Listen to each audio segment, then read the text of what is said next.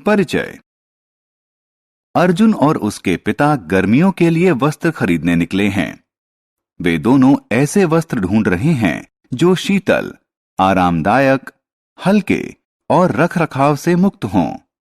अर्जुन ने एक सूती शर्ट चुनी। पिता को वह पसंद नहीं आई क्योंकि यह भारी थी और यह आसानी से सिकुड़ जाती है।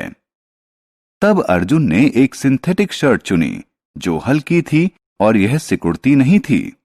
उसके पिता ने इसे भी नापसंद कर दिया क्योंकि यह नमी को अच्छे से सोखती नहीं है।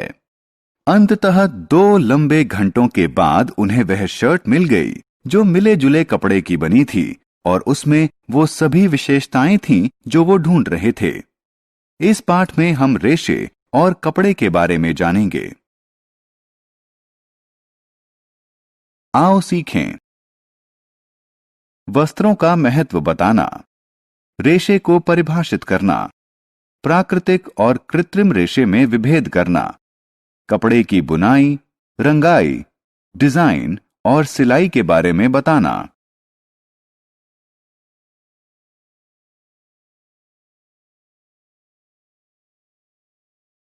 वस्त्र जो हम पहनते हैं। हम सब वस्त्र पहनते हैं।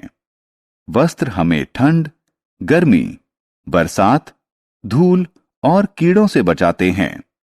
हम मौसम और अपने काम के अनुसार वस्त्रों का चयन करते हैं।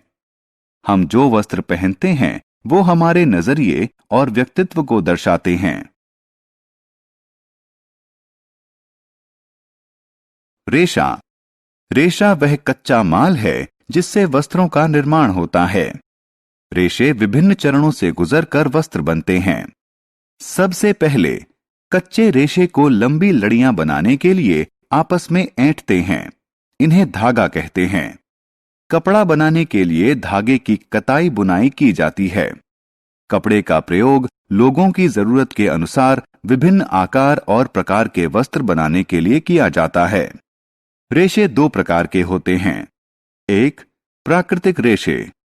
2. कृत्रिम रेशे। प्राकृतिक रेशे।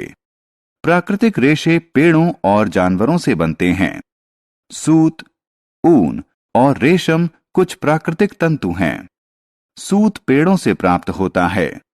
ऊन भेड़, बकरी और ऊंट से प्राप्त होता है। रेशम रेशम के कीड़े से प्राप्त होता है।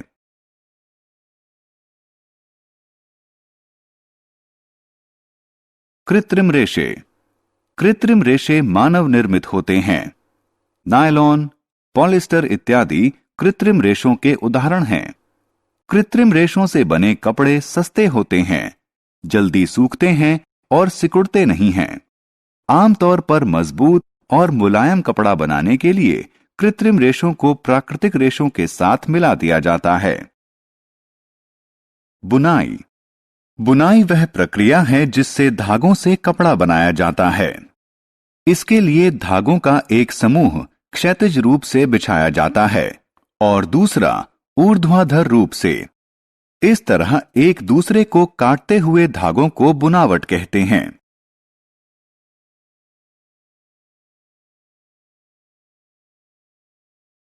परिष्करण।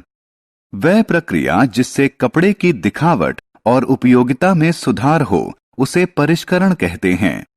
कपड़ों को दिए जाने वाले कुछ महत्वपूर्ण परिष्करण हैं। ब्रशिंग। ब्रश करने की प्रक्रिया से छोटे और ढीले तंतु कपड़े से निकल जाते हैं। कैलेंडरिंग। कैलेंडरिंग की प्रक्रिया से कपड़े की मुलायमियत और चमक बढ़ती है। ब्लीचिंग। ब्लीचिंग की प्रक्रिया से कच्चे कपड़े का प्राकृतिक रंग छूट जाता है।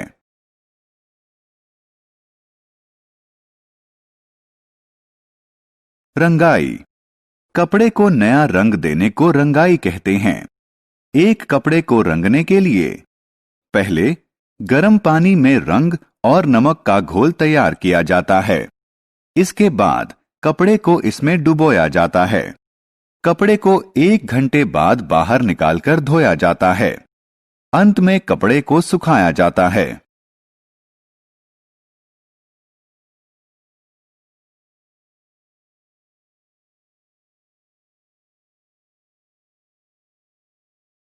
डिजाइनिंग। डिजाइनिंग की प्रक्रिया द्वारा कपड़े पर छापे बनाकर इसकी सुंदरता को बढ़ाया जा सकता है। कपड़े को इनकी सहायता से डिजाइन किया जा सकता है। स्याही, रंग या कढ़ाई, पत्थर, सजावटी दाने या क्रिस्टल, लेस या जरी।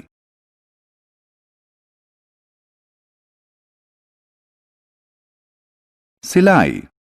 सिलाई वह प्रक्रिया है जिससे कपड़ों को वस्त्रों में बदला जाता है। इसमें कपड़े को सुई और धागे से सिला जाता है। पुराने दिनों में सिलाई हाथ से की जाती थी, लेकिन आजकल सिलाई मशीन से की जाती है।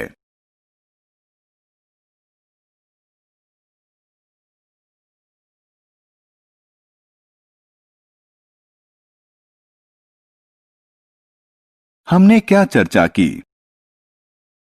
वस्त्र हमें ठंड, गर्मी, बरसात, धूल और कीड़ों से बचाते हैं। रेशा वह कच्चा पदार्थ होता है जिसका प्रयोग कपड़ा बनाने के लिए किया जाता है। रेशे दो प्रकार के होते हैं, प्राकृतिक और कृत्रिम। प्राकृतिक रेशे पेड़ों और जानवरों से प्राप्त किए जाते हैं। कृत्रिम रेशे का निर्माण होता है।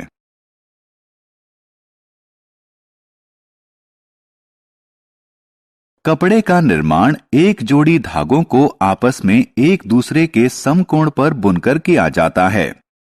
कपड़े के परिष्करण में 3 प्रक्रिया शामिल होती है, ब्रशिंग, कैलेंडरिंग और ब्लीचिंग।